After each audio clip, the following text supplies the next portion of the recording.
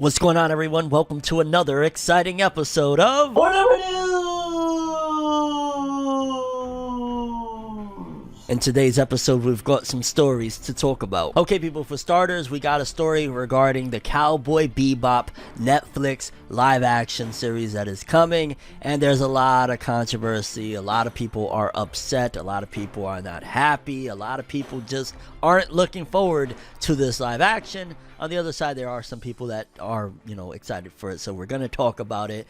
We got a little bit of info on it and when it's coming to us. We got a small update for the Jujutsu Kaisen unfortunate news regarding the series going into hiatus. Well, we just got a little bit of an update on that. And also, in light of Jujutsu Kaisen news, there is an update on a Jujutsu Kaisen game coming. So it's a small one, but we'll talk about it. We got a little bit of an update on One Piece manga as well. Unfortunate, I guess you could say, but it's to be expected. Hilarious thing that they're doing with Attack on Titan. I don't even know how to describe it. Like, just imagine isekai type of stuff, life in another world. Like, really random. We'll get into it. We also got a bunch of stories coming from Netflix regarding some confirmation for certain anime coming to the platform, and in particular two that I'm definitely going to talk about regarding finally getting localization dates for the Shaman King brand new anime, as well as the Eden's Zero anime. The same two we've been waiting for. We got the dates. We're gonna get into it. We also have a story regarding Fullmetal Alchemist new project coming alongside a big announcement for the creator. I'm excited to talk about it. Hell's freaking yeah, Fullmetal Alchemist, let's go. We got an update for the Inuyasha spin-off anime Yashahime Princess Half Demon. My Hero Academia has reached a huge milestone. We got some author comments from Weekly Shonen Magazine and a really interesting update on Witch Watch, one of the new series in Shonen Jump, and a certain level of success that we didn't expect it having, and it has. And yeah, people, those are the stories we have for today. Without further ado, let's jump into another exciting episode of FORNEVERNEWS! The only news source that provides anything and everything anime and manga related. And we don't bore you. We get into it. Let's do it. No matter how you move, get it done. No matter how you move, get it done. No matter how you move, get it done. No matter how you move, get it done. Okay, people, so actually, let's start off with the author comments from Weekly Shonen Magazine. This includes comments from Hitomashima, creator of Fairy Tail / Eden Zero, Atsushi Okubo, creator of Fire Force. We got a few people here, so let's read. For starters, Ken Wakui, the author of Tokyo Revengers, said, "Now that it's hot, I've been eating nothing but somen. My current obsession, curry somen." Hitomashima said, "Whenever I play Monster Hunter with Yoshikawa, old memories flow into me, specifically those days where we couldn't beat Reyes. Man, if I had more time, I would play some Monster Hunter. Oh, I miss playing Monster Hunter. I got the new Monster Hunter. I played the living crap out of it, and then I got busy and kind of forgot about it. Shame. Shout outs to Hito that with all the stuff he got going on, 100 Years Quest, video games, mobile games, Eden Zero, the anime, like all these things, and he still finds time for, a little gaming." Nakaba Suzuki, author of The Seven Deadly Sins and now The Four Knights of the Apocalypse, "My longtime fellow soldier and drinking buddy has now moved on, making them my former editor. Thanks for 7 years. Oh, wow. I know that got to be painful when you're used to somebody, especially he's been working with them for 7 years for them to move forward. Sorry to hear that." And Atsushi Okubo, creator of Fire Force, said, "Since I quit a bikini wax midway, there's molted hairs left over." What? Why are you telling us this? Like, what? I did not want to know this. Like, I genuinely did not want to know. Although I guess, hey, Fire Force, there's a force of fire down there. No.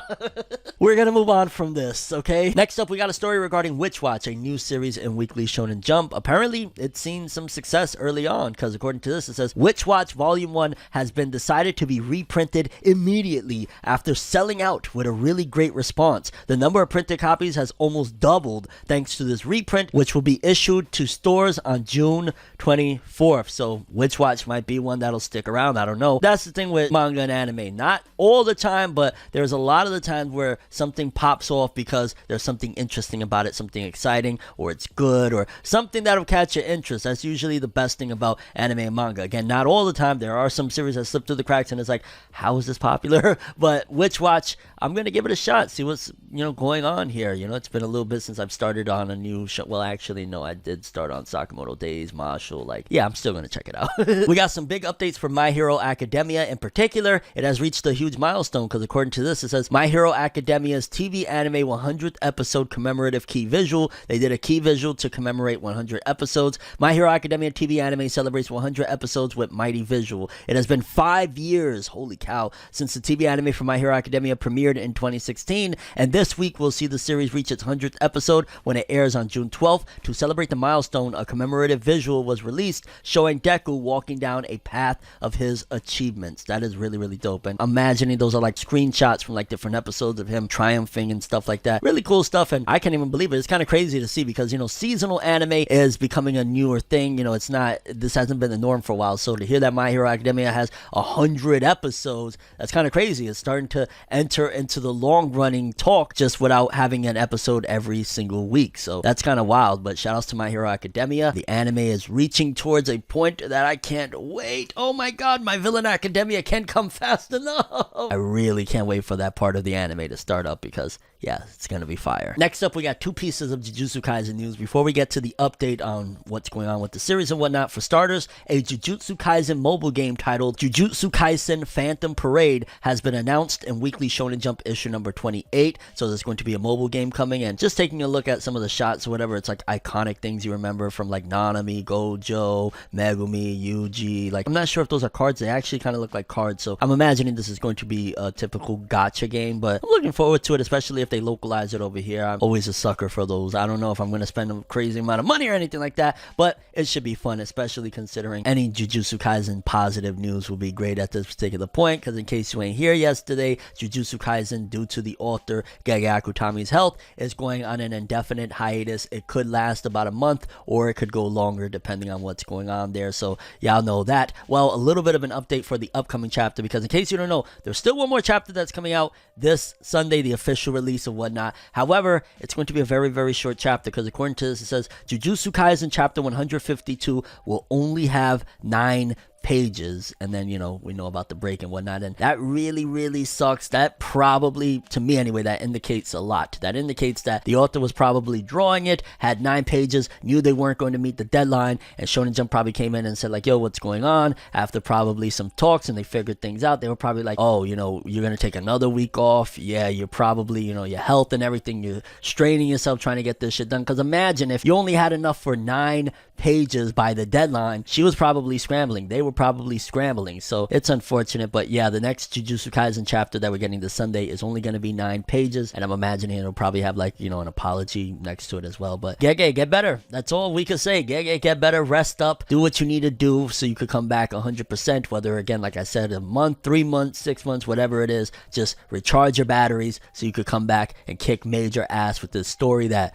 millions of people are in love with, Jujutsu Kaisen. Next up, just a small update. Apparently, Yashahime Princess Half Demon, the anime spin-off sequel to Inuyasha, will be hitting the Toonami block. According to this, it says Toonami airs Yashahime Princess Half Demon anime on June 26th. The official Facebook page for Adult Swim's Toonami programming block announced on Tuesday that the block will begin airing Yashahime Princess Half Demon, the anime spin-off of Rumiko Takahashi's Inuyasha series, on June 26th at 1 a.m. EDT, effectively June 27th. And the full lineup, of course, for Toonami is 12 a.m. My Hero, 12:30 Dr. Stone, 1 a.m. Yashahime, 1:30 Food Wars, 2 a.m. Black Clover, 2:30 Shippuden, 3 a.m. Attack on Titan, 3:30 a.m. Dragon Ball Super. And yeah, I mean, I'm surprised it took them this long to put Yashahime on the block. Inuyasha was an Adult Swim staple since the beginning of time, honestly. Like, Inuyasha has just always been on Adult Swim. So yeah, Adult Swim's Toonami should have it. Like, that just makes sense. So yeah, put that on there, Yashahime Princess Half Demon. Next up, we got a strange story about Attack on Titan, something promoting Eren being isekai'd. It's something small but really, really bizarre. Let's just read and we'll figure this out together. Newspaper ad promoting Attack on Titan's final volume shows Eren getting isekai'd. Hajime Isayama's Attack on Titan manga commemorated the release of its 34th and final compiled volume with a full-page newspaper ad in the Asahi Shimbun on Wednesday. The humorous manga strip drawn by Isayama himself depicts an alternative end for protagonist Eren. He has reincarnated into modern Japan only to immediately get hit by a truck, which sends him to a video game-like fantasy world. Eren then proceeds to use his Titan powers to defeat monsters and unwittingly cause terror for the residents of the fantasy world. The title of the strip translates to "That time I briefly reincarnated into Japan, but then died and got reborn into another world where nobody seemed to care that much about me until I tried transforming into a Titan for a bit, and now suddenly everyone's fussing over me in the palm of my hand." The glib title is a reference to Fuse's "That Time I Got Reincarnated as a Slime" novel, which has a manga adaptation also published by Kodansha. And just taking a little glimpse of the strip, it's like, what the hell? Why? It honestly seems like, to a certain degree, it was some sort of statement, obviously used in a comedic fashion, but basically to showcase that what Eren has been doing in the final season of Attack on Titan is very terroristic and that they don't approve of it, and basically shitting on him. That's what I got from it. Maybe I'm off on that. You guys let me know what you got from that, but it also seems like a commentary, to be honest with you, of the big fuss about the ending of Attack on Titan. I'm curious what you guys think about that. Let me know. What did you take from that strip that was made regarding Attack on Titan and Eren getting isekai'd in the end and getting hit by a truck and shit? Like, really, really weird. I mean, I guess there's another alternative idea that maybe the author of that strip absolutely hated the ending of Attack on Titan and just said, feed them to the wolves, fuck it. But yeah, I thought I'd share that with you guys. Honestly, it just sounds ridiculous. Funny, but ridiculous. Moving forward, we got a small update for the One Piece manga. Apparently, One Piece will be on break next week in Weekly Shonen Jump issue number 29, and the series will resume as scheduled in issue number 30. So there will be a One Piece chapter this coming week or this Sunday, but the following Sunday there won't be any One Piece chapter, which it's par for the course. I mean, it's always unfortunate for a fan that wants more One Piece, of course, but in terms of like Oda needs its break, we've just seen what happened. We literally just talked about it yesterday with the author of Jujutsu Kaisen having health issues and having to go on break. Obviously, you don't want that, and I hope at some given point Shonen Jump realizes that it needs to be a norm that these authors need some type of weekly break. Like, obviously it's Weekly Shonen Jump, right? But the way they're doing things with like Jump Plus, where like the first 3 weeks you get a chapter every week, and then the 4th week of the month there's no chapter. Maybe they need to do something like that, or they could do it with alternate series. Like, basically, like Black Clover is going to run for the first 3 weeks, and then on the 4th week it won't. But they'll make sure that My Hero Academia, when it takes its break, won't be on the day of Black Clover. So, and I mean, they kind of been doing that anyways, but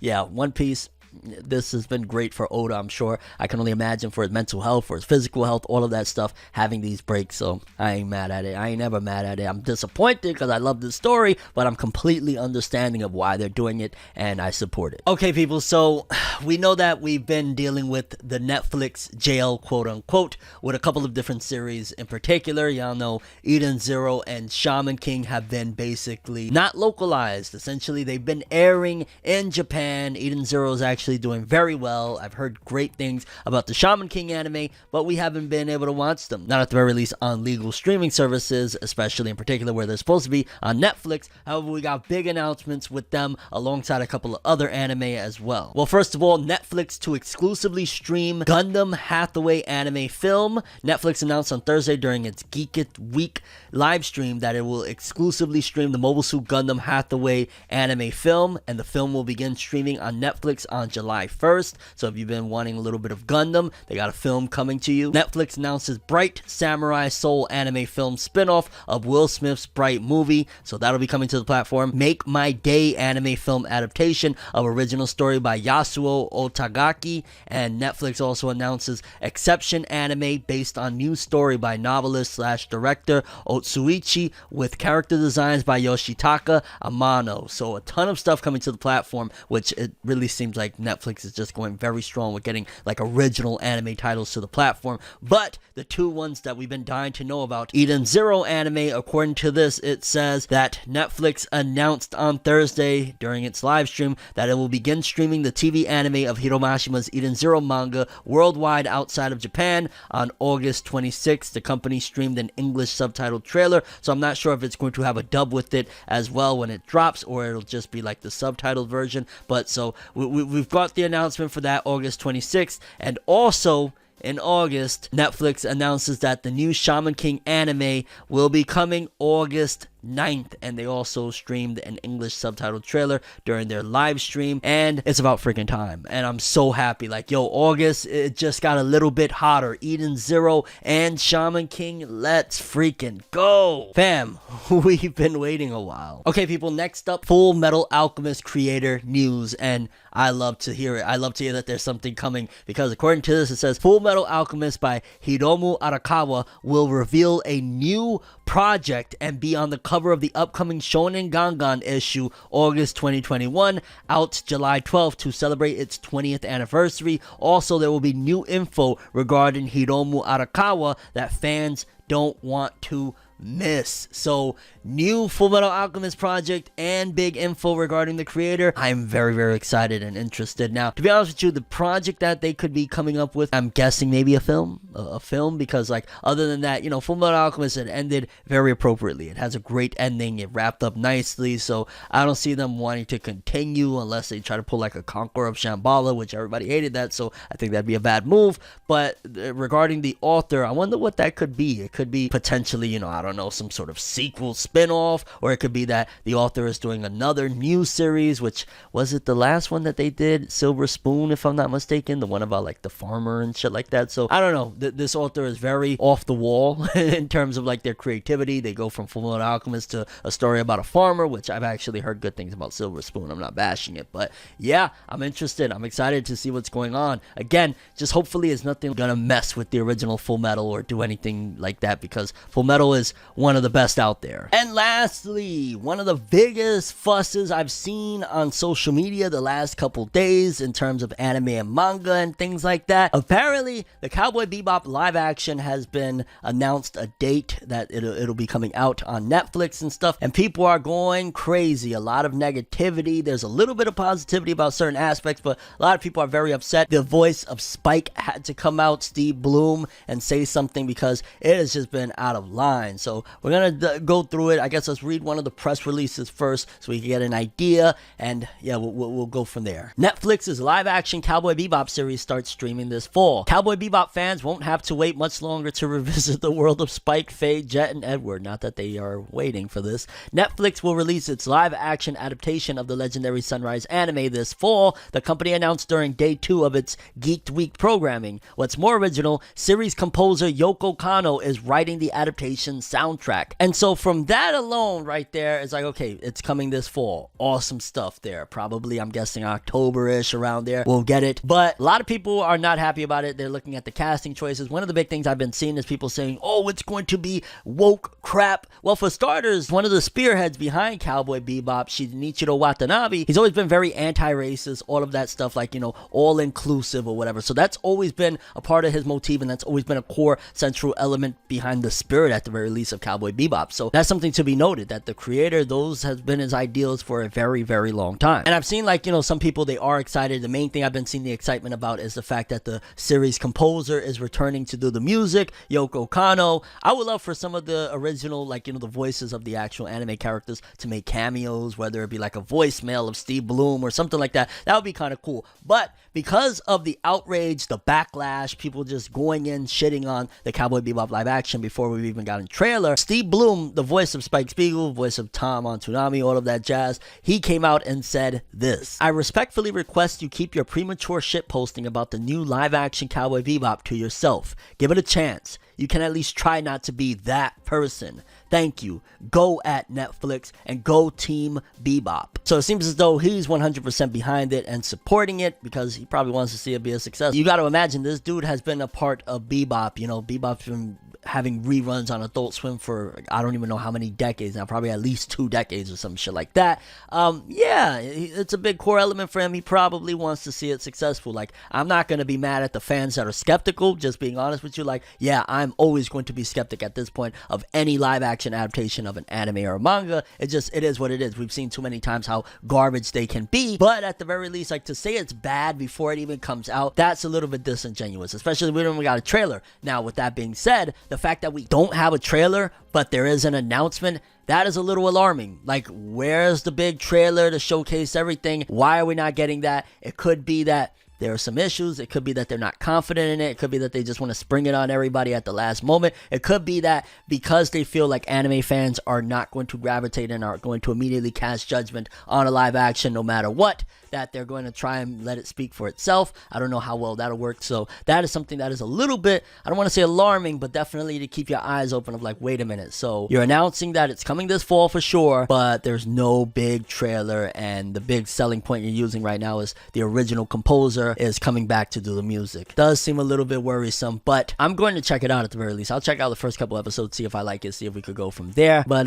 yeah, it's a real pickle right now with Cowboy Bebop's live action Netflix. A lot of shit slinging all over the place. And yeah, people, those are the stories we have for today's episode. I'm curious what you guys think. The author comments from Weekly Shonen Magazine, your thoughts on that? Witch Watch seemingly becoming a success. That's really dope. My Hero Academia's 100th episode. I cannot believe it's been running that long. That's wild. Jujutsu Kaisen, the new video game for the mobile. I'm looking forward to it. Hopefully it gets localized. The unfortunate news of the last chapter that we'll have for a while only being 9 pages. It's disappointing, but like I said, get better. Yashahime, Princess Half Demon hitting Toonami. Awesome news. That weird comic strip on Attack on Titan with Eren being isekai'd and the ending like, Nani sore? One Piece going on break. It's to be expected. And your thoughts on all the big anime announcements coming from Netflix regarding Eden Zero, Shaman King with both of their localization dates in August, and all of the other titles that they announced as well. And your thoughts on the Fullmetal Alchemist project. What do you guys think it's going to be? Also the author, Hiromu, what do you think is going to be their big announcement? And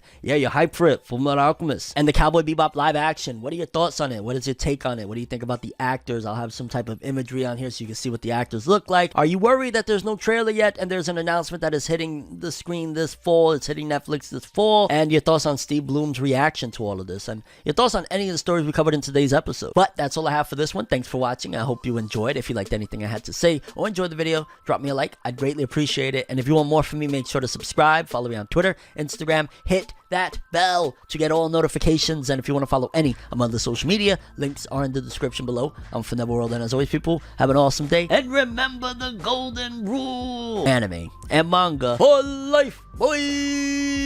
Have an awesome day. Peace in. And you guys just watched another episode of ForneverNews. Have an awesome day.